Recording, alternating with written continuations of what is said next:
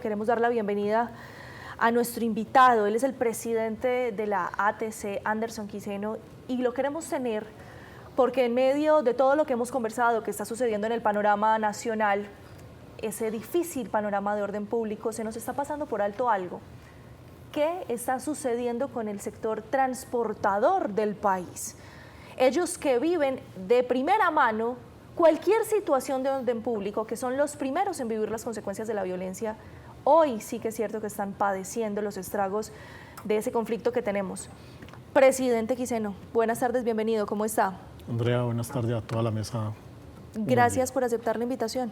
No, a ustedes muchas gracias por hacer visible toda la problemática de los transportadores en el país. Y hemos estado hablando, como lo decía, presidente, nos hemos enfocado sobre la difícil situación que tenemos, sobre el traumatismo que se está viviendo en Chocó, sobre las declaraciones de la gobernadora del Chocó que nos decía es una crisis sin precedentes en este departamento, y no nos hemos enfocado en lo que está pasando con este gremio que, José, mueve la economía del país. Sí, es un gremio, como usted lo menciona, transversal a nuestra economía, que prácticamente lo impactan muchos de todos estos factores, y unido a lo que usted dice, es por un lado Chocó, pero por el otro lado Catatumbo, por el otro lado Popayán. En fin, son muchas las zonas donde este sector se está viendo fuertemente afectado. ¿Cuáles son los principales sectores en donde ustedes están encontrando esas zonas rojas? Con esa mirada ya me dijo que mejor le pregunte cuáles no, pero ¿en dónde está más compleja la situación? Digamos que el departamento de Antioquia es el menos complejo. Increíble. Afortunadamente. Teniendo zonas rojas como en el norte, por ejemplo. Lo que pasa es que el norte del país, el suroccidente del país, el oriente del país, todo el piedemonte llanero, son zonas donde se han concentrado actividades delictivas en contra de los camioneros del país a fenómenos de extorsión y vandalismo. Es decir, se volvió paisaje. Se volvió paisaje. José. Puntualmente, el tema crítico por zonas, ¿cómo lo podemos agrupar? ¿Qué los afecta a ustedes en el piedemonte llanero? ¿Qué los está afectando hacia la zona de Chocó? Bueno, prácticamente el camionerismo nacional viene viviendo su propio Catatumbo desde el estallido social en el año 2021. Digamos que ahí, a partir de ese momento, los camioneros tienen un antes y un después en temas de seguridad, partiendo como un comparativo en los últimos años de la presidencia de Andrés Pastrana, en el año 2000-2001, donde entra el presidente Uribe y se genera un fenómeno de seguridad. Y dentro de ese ejercicio, para nosotros los transportadores de carga, la zona más fuerte, más conflictiva, ha sido el Chocó. Ha sido el Chocó por innumerables situaciones. Una de ellas, el recurso humano de la fuerza pública, tanto de ejército como policía, es bastante bajo ya.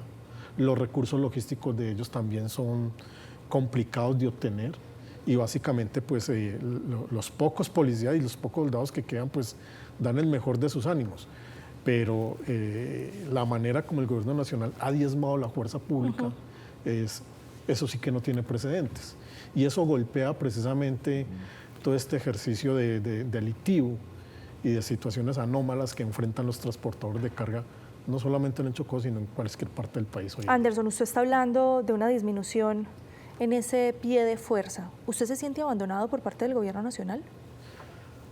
Por parte del gobierno, sí. Por parte de nuestra fuerza pública, no. Ellos han venido trabajando y dando el máximo de sus esfuerzos en relación a eso. Lo que pasa es que el abandono del gobierno, esa pregunta es para todo el mundo. Hoy en día todos tenemos que hacer una pregunta de qué tan abandonados estamos en relación a todos los temas del gobierno central. Y para nadie es un secreto que la inestabilidad del gobierno lo que demuestra es la inestabilidad que tenemos todos en el crecimiento y en el desarrollo económico del país. Usted nos manifiesta que esta situación prácticamente se viene presentando desde el estallido social. El estallido social dio un mal ejemplo a la sociedad frente al sector transportador. ¿Cómo afrontar al sector transportador en las vías de nuestro país? A manera de ejemplo, en el día de hoy nos levantamos con 48 eventos de infraestructura en el país. Es decir, hay 48 situaciones de infraestructura, taludes, frentes de obra, todo, que atrancan los 8 corredores logísticos del país. Y a medida que ha venido avanzando el día, ya estamos en 11 bloqueos a nivel nacional. pero bloqueados por manifestaciones, por todo lo que tiene que ver precisamente con esas promesas incumplidas por parte del gobierno y que tienen que enfrentar los gobernadores de cada región con sus alcaldes para poder medianamente garantizar como mínimo el abastecimiento. Bloqueos que claramente son de las comunidades donde ustedes nada tienen que ver. Exacto, nada tenemos que ver. Entonces, una de las cosas que nosotros hemos manifestado desde la denuncia que interpusimos ante la Comisión Interamericana de Derechos Humanos, que fueron 19 entidades denunciadas del Estado, es por qué no se declara a través de las altas cortes víctimas a los transportadores de carga del país. Es que diario sufren, diario tienen situaciones. ¿Qué proceso lamentar. jurídico tiene que surtir para que eso suceda? ¿Ustedes ante quién pueden acudir o qué han pedido para que eso se materialice? Bueno, nosotros comenzamos ese periplo a finales del año 2023. Ya llevamos la segunda ampliación de esa denuncia ante la Comisión Interamericana. Básicamente ya vamos a empezar a gestionar ante las altas cortes precisamente para poder llegar a este estado de reconocimiento y que sean los transportadores del país los primeros protegidos en todo este desastre que tenemos. ¿Qué implica que los declaren víctimas? Implica una protección especial, así como a los indígenas. Si ustedes han podido ver, por ejemplo, los bloqueos de los indígenas en el Chocó, nadie los toca, ni siquiera el ejército.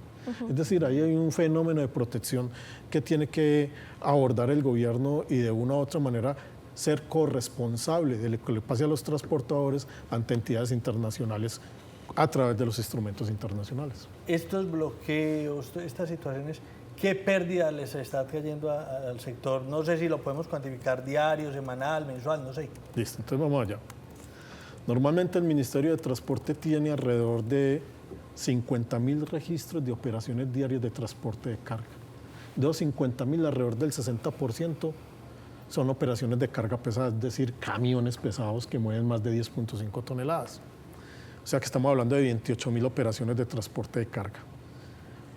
Cada vehículo de esos pierde en el día una hora logística. Si cogemos las 28.000 horas y las dividimos por 24 horas, eso nos da 1.196 días. Es decir, que diariamente estamos perdiendo logísticamente 3,2 años.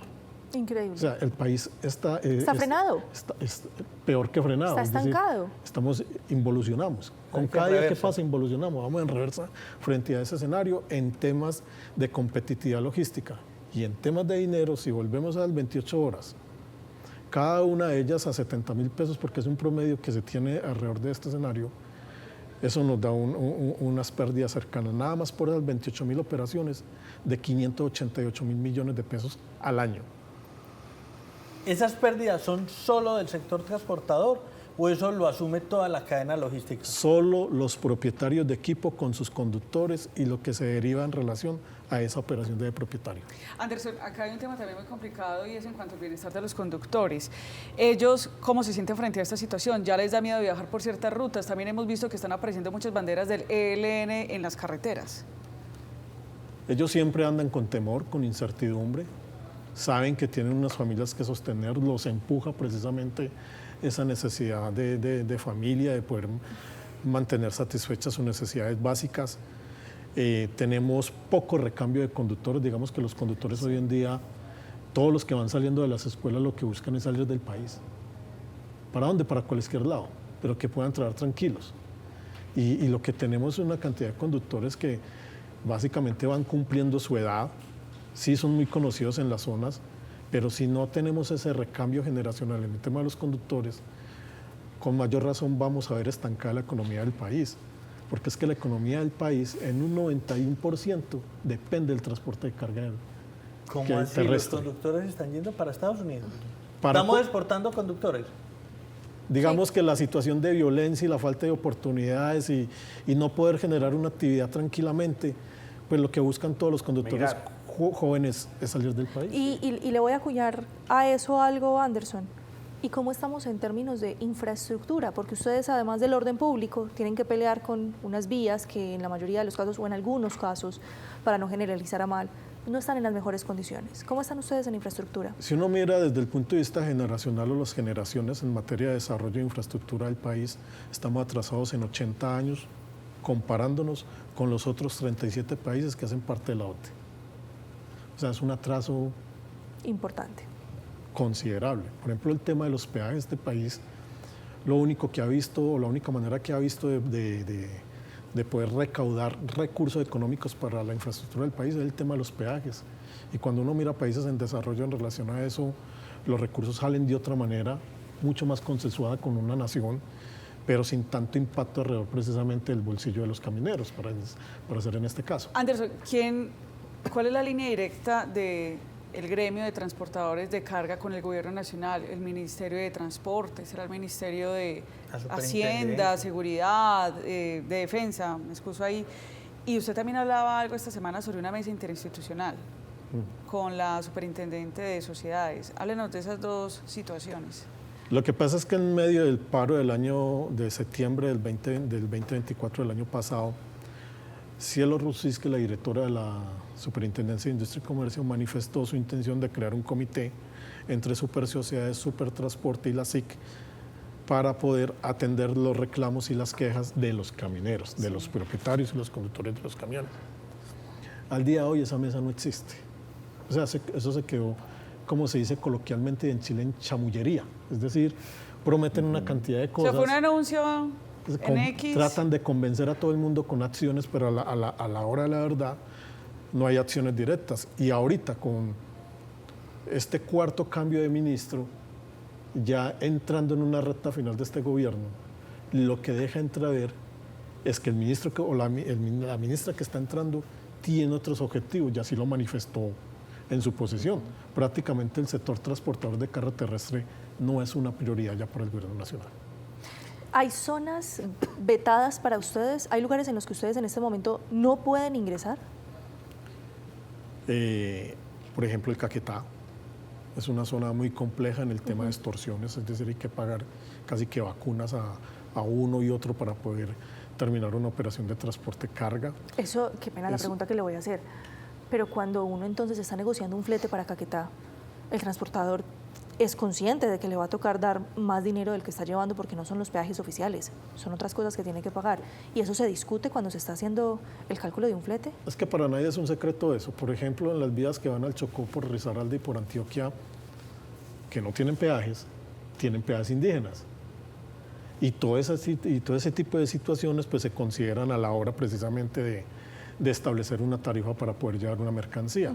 Y eso son conocedores todos los transportadores y tratan que por lo menos les paguen lo justo para poder realizar esa labor diaria. Yo lo interrumpí, Caquetá es una.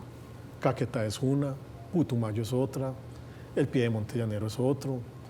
El Piedemonte Llanero también está muy cercano a... Es complejo, es muy complejo.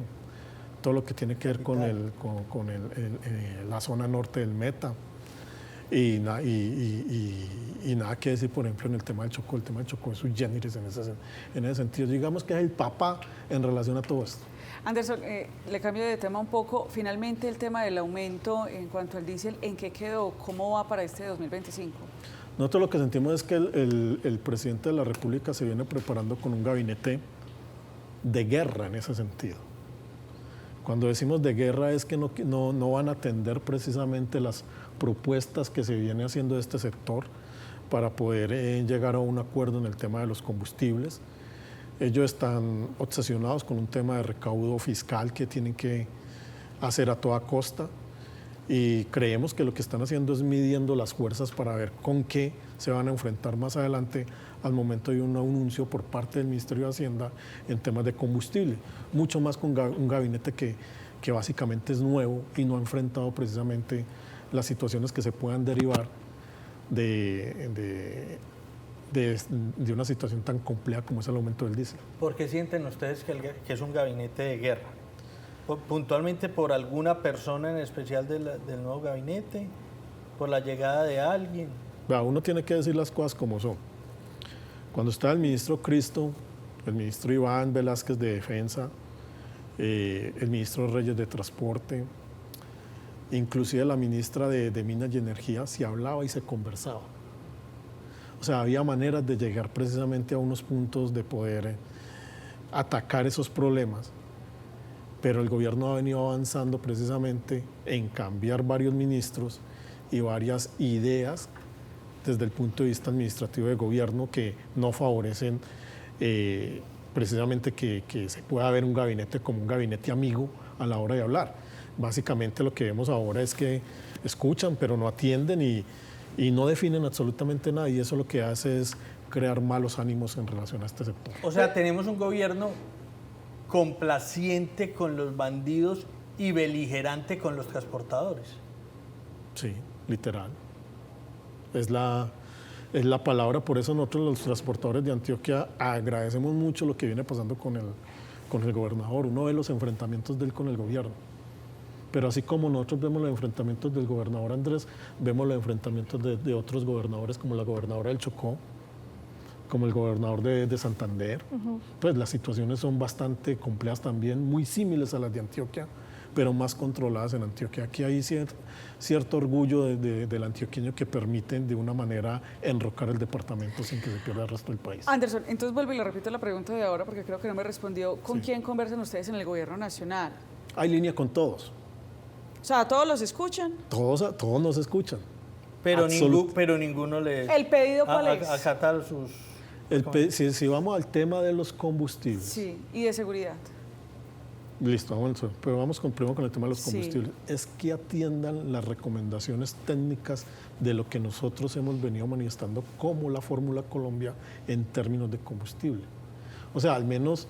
¿A usted ya habían presentado propuesta incluso? Es que se han presentado, esa propuesta se viene presentando desde el año 2011. Y ningún gobierno les ha copiado. Es que básicamente desde que se subió el gobierno de Santos viene un desastre que es paulatino y es sistémico.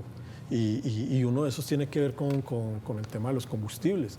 Y esa Fórmula Colombia pues viene desde esa época y los gobiernos no dicen si atienden o no van a atender esto, y básicamente se mantiene una fórmula que a todas luces pues muy bonita para países que no producen y no refinan combustibles, pero aquí se produce petróleo y se refina el combustible. ¿Y por qué cree usted que a lo largo de 14 años esa denominada Fórmula Colombia en diferentes gobiernos no la acata?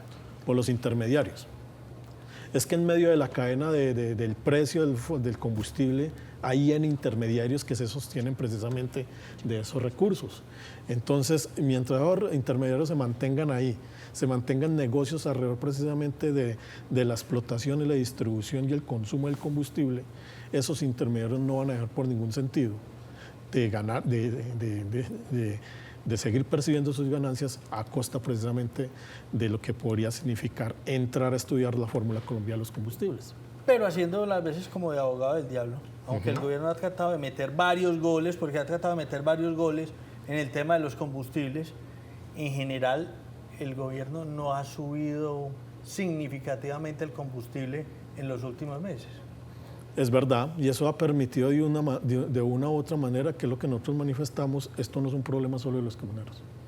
Si suben el combustible, el problema es de todos los que estamos aquí sentados, claro, de todo el mundo. Y ese es un tema que afortunadamente se ha visto reflejado en un punto positivo en cuanto a términos de inflación o términos de precios de los bienes. Y en términos reales sería poco probable, piensa uno, que en vísperas de un año electoral, con un gobierno que no goza de la mayor favorabilidad, se pongan a torear un evento de estos que obviamente sería impopular claramente. Sí, es un buen análisis desde el punto de vista, porque ahora lo que aflora es cómo conseguir votos, a costa de qué, de lo que sea. Anderson, María Fernanda Rojas Mantilla. La nueva ministra. ¿Cómo son las relaciones con ella? Digamos que no hemos tenido la oportunidad de conversar todavía directamente con ella. Ella manifiesta que está en estudio, además apenas hasta el día de ayer la nombraron en propiedad. No la conocemos como persona ni sabemos con qué viene. Hay mucha tensión por parte de los funcionarios del Ministerio de Transporte, en especial con los contratistas que vienen desde hace años o desde hace algunos meses en relación a poder mantener esos puestos, porque cada vez que llega alguien, llega con su equipo, llegan arrasando y hay que volver a enseñar, hay que volver a arrancar. Y esas son las situaciones que de una u otra manera se tiran en el sector de transporte de carga y otras modalidades de transporte en el país. Para ustedes desde el sector transportador, ¿cómo ven el tema de las concesiones viales? Y se lo pregunto por esto, porque ayer en la posesión de la ministra que mencionaba Andrea, el presidente le puntualizó a la ministra como una de las prioridades el tema de las concesiones viales, que se está privatizando pues prácticamente los bienes públicos del país a través de estas concesiones, da a entender el presidente que esa es como una de las directrices para la ministra, ponerle como el ojo a la lupa al tema de las concesiones viales. ¿Para ustedes son buenas, son malas las concesiones viales? Para nosotros es bueno todo aquello que cumpla en relación a lo que se compromete. Hay concesiones que son muy buenas, pero en frente a cerca de 200 tramos que están o concesionados o con contratistas del Invías, se puede decir que cerca del 95% de ellos no cumplen. No es decir, vos te varás y no hay una grúa. O si está la grúa, no está el conductor. Si tenés algún problema médico, está la ambulancia, pero no está quien la conduzca. Y vámonos nada más, por ejemplo, el departamento de Antioquia, hay 7 concesiones. ¿Cuántas de ellas creen ustedes que tienen convenio con la policía de tránsito? Yo esperaría que las 7. Todas, Uno es lo que uno quisiera, ¿cierto? 2. ¿Y qué pasa con las Y otras 5? entonces en las otras 5, ¿quién presta la seguridad? Esa es la gran pregunta. ¿Cómo enfrentamos el tema de la seguridad? Algunos efectivos de la policía de carreteras pues patrullan, algunos, pero esos son... Pero no están haciendo vigilancia constante. Pero no están, o sea, y tampoco, es que pasamos de 700 efectivos que había en la policía de carreteras en Antioquia a 300. ¿En qué lapso de tiempo? En lo que va este gobierno. 2 O años. sea, 300 efectivos de la policía cuidan las vías del departamento de Antioquia. En promedio. O sea, ¿y cuántos municipios son? 125, con un promedio de... 300, un poco más de 2 por Por municipio. municipio en carretera. Jurisdicción en promedio. Y uno ve esos Municipal. muchachos en carretera desgastados todo el tiempo. Total. Desgastados. O sea, un desgaste impresionante. Anderson, mire, yo, para hacer un tema para hablar un poco más profundo del tema de seguridad, sin necesidad de hacer una conclusión, pero sí es algo que concluyo con todo lo que le escucho en esta conversación, es 4 años más así, sería el acabose para el gremio transportador. Es que nosotros ya estamos acabados. Estamos sobreviviendo. Esto no es una labor que dé réditos, que se sostenga en el tiempo.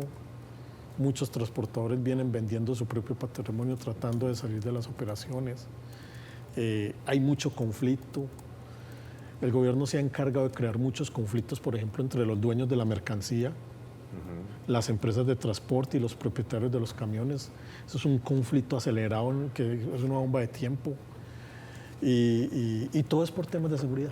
O sea, si uno mira y analiza todo bien es por temas de seguridad. Donde la seguridad estuviera garantizada, todo fluía. O sea, tiene, entre comillas, una solución fácil.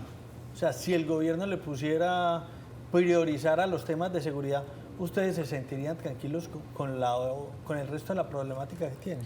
No, y no solamente nosotros, es que yo creo que si ustedes hacen un sondeo con el sector turismo, ese es otro sector que está acabado en medio de transporte, porque ellos dependen mucho del transporte. Hablamos de ese gremio que, casi no podemos citar las empresas, pero que transportan nacionalmente pasajeros de un departamento a otro, de ciudades a ciudades. Transporte intermunicipal y transporte Intermunicipal, especial. exactamente. Y una pregunta que me surge. Buenaventura, que es el principal puerto de cargas, ¿cómo está el tema de Buenaventura hacia el interior? Y que está muy de moda a raíz pues, del tema de Pitufo. Lo que pasa es que el tema del contrabando pues, es un tema pues, ya muy... Se puede ver muy asociado a los transportadores, pero nosotros somos como un engranaje en medio de las operaciones de transporte que no tenemos nada que ver con ese asunto. Pero el tema de Buenaventura va a tener unos cambios bastante sustanciales con el puerto en Lima, en Perú. Eso va a cambiar ostensiblemente las condiciones portuarias de un país como Colombia. Y si uno mira el tema de los puertos desde el punto de vista logístico, pues si sumamos todos los puertos de Colombia, no le llegan ni a la mitad al puerto más grande del mundo, Shanghái. O sea, las dimensiones son